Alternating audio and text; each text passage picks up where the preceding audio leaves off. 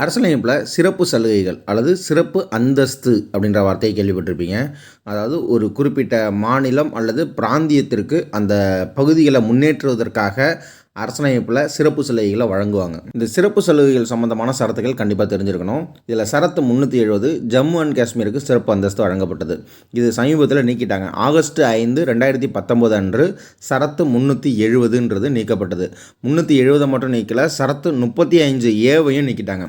35A என்னன்னா, அந்த ஜம்மு காஷ்மீரில் உள்ள மக்களுக்கு அங்கே மட்டும்தான், அதாவது வெளி மாநிலங்களில் உள்ள மக்கள் அங்கே குடியுரிமை பெற முடியாது. அப்போ அந்த மாநிலத்தில் உள்ளவங்க அவங்களுக்கான குடியுரிமை பற்றியது. சரத்து 371 மகாராஷ்டிரா அண்ட் குஜராத்துக்கு சிறப்பு அந்தஸ்து. 371A நாகாலாந்திற்கு சிறப்பு அந்தஸ்து. 371B அஸ்ஸாமிற்கு சிறப்பு அந்தஸ்து. 371C மணிப்பூருக்கு சிறப்பு அந்தஸ்து.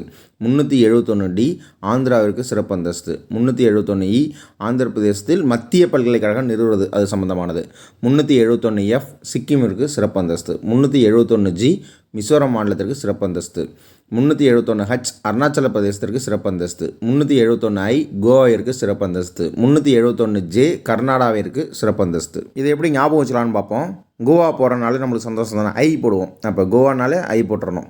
அடுத்தது பிஇ நம்மளுக்கு தெரியும். டிஇன்னு ஒரு படிப்பு இருக்குன்னு ஞாபகம் வச்சுக்கோங்க. ஆந்திரா பல்கலைக்கழகத்தில் டிஇ, ஆந்திரானா டி, ஈனா அங்கே மத்திய பல்கலைக்கழகம் அப்படின்னு ஞாபகம் வச்சுங்க. ஃபஸ்ட்லேருந்து பார்ப்போம். 370 நீக்கிட்டாங்க ஆகஸ்ட் 5, 2019. 370 மட்டும் இல்லை, 35A. அடுத்தது 371 மகுன்னு ஞாபகம் வச்சுங்க. மகாராஷ்டிரா குஜராத். ஏலேருந்து வரிசையாக இருக்குது. ABCDEFGHIJ வரைக்கும் கரெக்டாக வரிசையாக இருக்குது. அப்போ இதை ஈஸியாக ஞாபகம் வச்சுக்கிறதுக்கு ஒரு கதை மாதிரி ஞாபகம் வச்சுக்கோம். நாகப்பாம்பு அசுன்னு கத்துறப்ப மணி அடித்தோம்னா ஆந்திர பல்கலைக்கழகத்தில் போய் பூந்துடும். அங்கே மாணவர்லாம் சிக்கிக்குவாங்க. மீசையை முறுக்கி அருணாவை பிடிச்சவங்கலாம் கோவாவுக்கு காரில் போயிடுவாங்க.